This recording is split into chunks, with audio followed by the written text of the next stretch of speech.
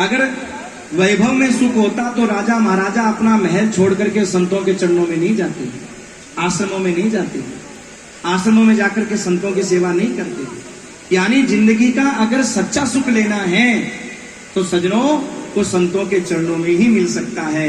आप लोग तो ले रहे हो, बड़ी खुशी की बात है, पर आप लोगों से इतना ही कहना है कि अपनी जो नवयुग पीढ़ी है भले ही वो ना करे हाँ करे बिना मन के आए, पर उसे आश्रम में बार त्योहार लेकर के आना चाहिए, उसे प्रेरणा देनी चाहिए ताकि उनके अंदर सत्संस्कार संतों के आशीर्वाद से प्राप्त हो। गृहस्थ के अंदर सजनों देखिए 4 आश्रम हैं। सबसे पहला आश्रम है ब्रह्मचर्य आश्रम, दूसरा आश्रम है गृहस्थ आश्रम, तीसरा है वानप्रस्थ, चौथा है संन्यास। और हमारे जीवन की आयु 100 वर्ष की मानी गई है, तो 100 वर्षों में सजनों 25-25 वर्ष आयु को बांटा गया है। 25 वर्ष तक ब्रह्मचर्य आश्रम, 25 से 50 गृहस्थ आश्रम और 50 से 75 वानप्रस्थ, उसके बाद में संन्यास। सजनों गिनती भी इसी तरह से बनाई गई है। देखिए 25 वर्ष जो हमारे ब्रह्मचर्य के आश्रम के हैं, जो हमारी नवयुग पीढ़ी बालकों के हैं, उसमें देखो कहा जाता है कि हम उन 25 वर्षों में अपने शरीर को, अपने दिमाग को, अपने विद्या रूपी धन को इतना स्ट्रॉन्ग कर लें कि आगे के जो 3 आश्रम हैं, चाहे गृहस्थ हो, वानप्रस्थ हो, संन्यास हो, उनको अच्छे से चला सकें। कोई भी बिल्डिंग बनती है उसकी नींव दिखाई नहीं देती, पर सारी मंजिलें उस नींव पर टिकी होती है। ऐसी सजनों हमारे जो 3 आश्रम हैं, गृहस्थ, वानप्रस्थ, संन्यास, ये तीनों आश्रमों की नींव है ब्रह्मचर्य आश्रम। अगर ब्रह्मचर्य आश्रम व्यक्ति का सही चला गया, अगर संस्कार के साथ में चला गया, तो उसका गृहस्थ भी संस्कार में होगा, उसका वानप्रस्थ भी संस्कार में होगा और उसका संन्यास भी संस्कार में होगा। और अगर जिसका ब्रह्मचर्य आश्रम बिगड़ गया, उसके तीनों आश्रम ही बिगड़ जाएंगे। तो देखिए ब्रह्मचर्य आश्रम में सबसे बड़ा, देखो हम कहते हैं कमाई करते हैं 25 वर्ष के बाद, पर सजनों असली कमाई 25 वर्ष के बाद नहीं होती, असली कमाई होती है 25 वर्ष से पहले। ब्रह्मचर्य आश्रम में ही असली कमाई होती है, चाहे वो संस्कारों की कमाई हो, चाहे वो धन की हो। आप कहोगे महाराज उसमें कौन सा धन कमाएंगे? विद्या धनम सर्वधनम प्रधानम, जो विद्या रूपी धन है वही सबसे बड़ा धन है। ध्यान रखिए क्या, स्वदेशे पूज्यते राजा विद्वान सर्वत्र पूज्यते। राजा जो होता है वो अपने देश में ही पूजनीय होता है, जब तक वो पद के ऊपर बैठा तभी तक पूजनीय है, और पद से नीचे उतरने के बाद वो कोई पूजनीय नहीं है, सारी सुरक्षा उसकी हटा ली जाती है।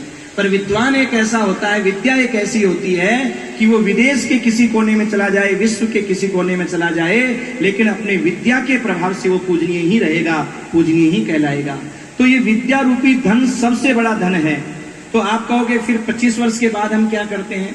25 वर्ष के बाद में सजनों हम कमाते नहीं हैं। फिर 25 वर्ष के बाद तो जो हमने कमाई की है उसका ब्याज बैठ करके खाते हैं। कोई कलेक्टर, कोई इंस्पेक्टर, कोई कुछ जो बन गया, वक्ता, कुछ भी बन गया, अधिवक्ता, अब महाराज वो बैठा बैठा हुक्म चलाता है, जुबान चलाता है और लाखों कमाता है। आप कहोगे यार ये कौन सा पत्थर तोड़ रहा है, इतना कमा रहा है?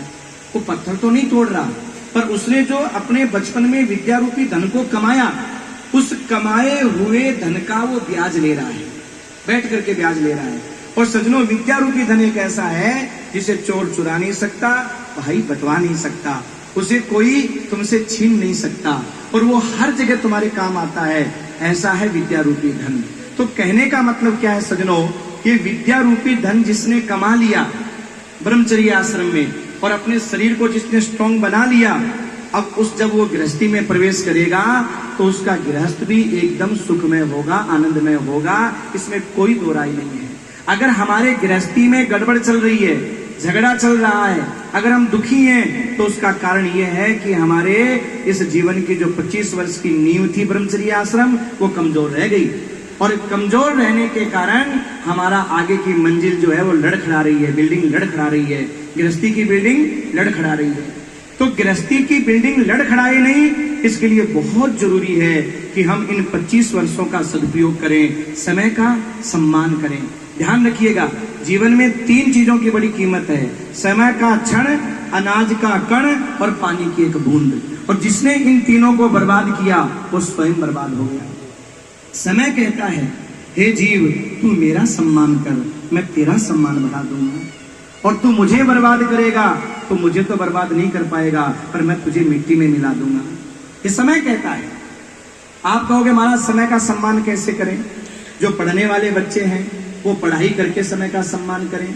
जो गृहस्थ है वो भगवान का नाम लेते हुए अपनी कमाई जो महाराज एक ईमानदारी से होती है वो करते हुए सम्मान करें। जो वृद्ध आश्रम चतुर्थ आश्रम की ओर चले गए हैं वो लोग भगवान का नाम लेते हुए भगवान की याद करते हुए समय का सम्मान करो, भजन करते हुए समय का सम्मान करो। क्योंकि सज्जनों, समय का सम्मान करेंगे तो समय हमारा सम्मान बढ़ा देगा, नहीं तो समय हमें मिट्टी में मिला देगा।